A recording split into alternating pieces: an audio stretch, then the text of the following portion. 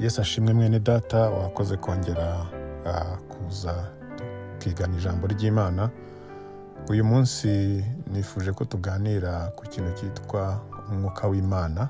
Umwuka w'Imana hari abawugereranya n'ibintu byinshi. Umwuka w'Imana hari ibintu byinshi biwuranga. Umwuka w'Imana hari abitiranya abawufite n'abatawufite, ariko byanze bikunze umuntu uriho umwuka w'Imana hari byinshi bimuranga. Ariko nagira ngo uyu munsi turebe umuntu wajweho n'umwuka w'Imana hanyuma akora ibikomeye.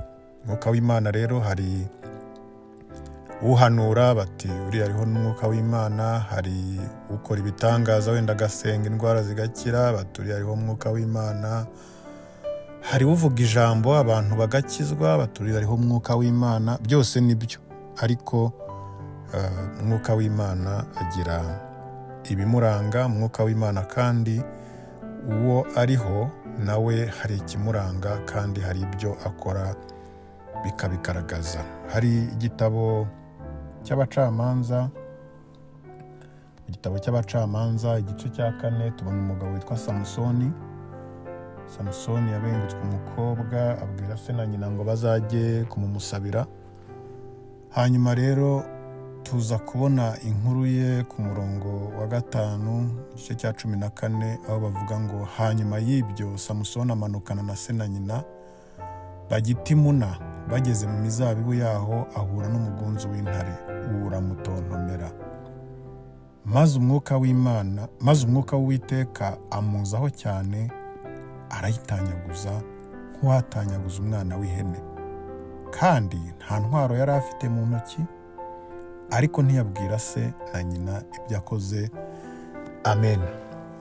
Tugendeye rero kuri uno murongo, tugendeye kuri aya magambo dusomye, umuntu ufite umwuka w'Uwiteka,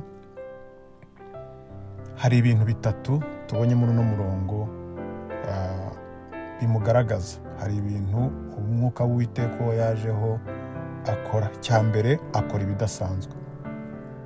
Kuko ahangaha baravuga ngo umugunzu w'intare cyangwa se umwana w'intare watontomeye Samusoni. Samusoni arawutanyaguza, yarawutanyaguje nk'utanyaguza umwana w'ihene. Ntago wambwira ngo umuntu wambaye inyama n'amaraso aratanyaguza intare.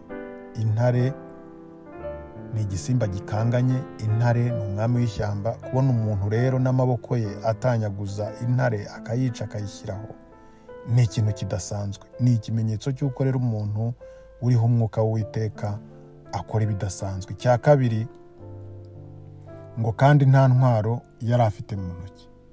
Iki ni ikigaragaza ngo ujya gukora ibyo bidasanzwe nta kintu gifatika, nta kintu abantu babona aba afite kigaragara wenda ngo cyamufashije. Ibi bisobanuye iki? Bisobanura ngo imbaraga z'Imana ntago zigendera ku z'abantu. Imbaraga z'Imana zirigaragaza, ntago zikekeranya ngo ese byatewe nuko yari afite iki. Wenda hari yaba yari afite icyuma mu ntoki, cyangwa se yaba hari ikindi kintu yari yitwaje, bari kuvuga bati wenda iyo byari kuza kuba biri muri iyi nkuru, bari kuvuga bati ni kiriya cyuma wenda yagijombye ahantu intare irapfa. Ariko ngo nta kintu na kimwe yari afite mu ntoki. Umuntu rero ufite umwuka w'Imana, umuntu uriho umwuka w'Imana akora ibidasanzwe, kandi nta kintu kigaragarira amaso y'abantu aba afite kimukoresha ibyo bidasanzwe, kugira ngo ahari abantu batazitiranya umwuka w'Imana n'ibyo tubona, batazawupfobya, batazawutesha agaciro. Cya gatatu, ari nacyo cya nyuma tubona muri uno murongo, ngo ariko ntiyabwira se na nyina ibyo yakoze. Ibi bimenyesheje iki rero? Umuntu uriho umwuka w'Imana, ibitangaje byose yakora nta na rimwe uzumva byigamba. Yesu nashimwe.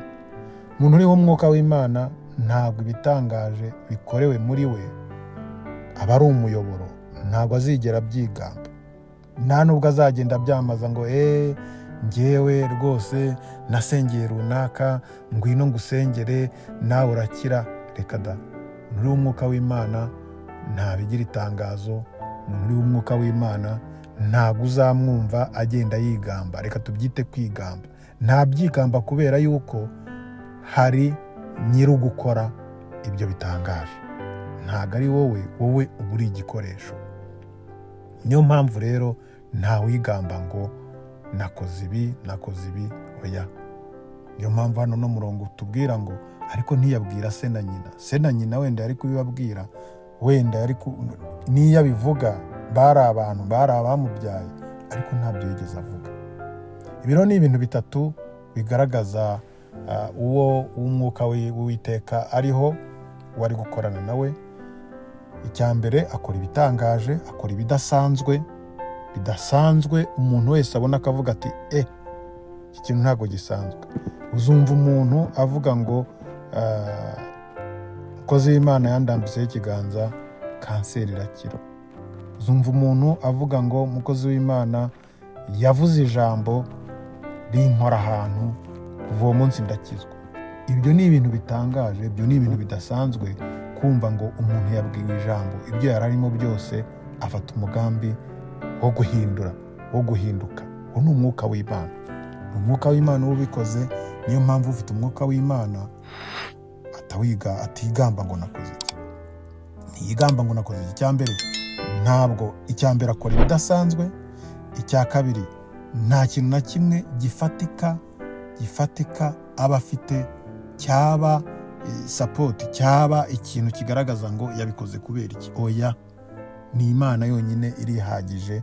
Ni umwuka w'Uwiteka umuriho ukamukoresha ibyo byose. Icyanyuma, ntago umuntu uriho n'umwuka w'Imana yigamba ibyo bidasanzwe yakoze.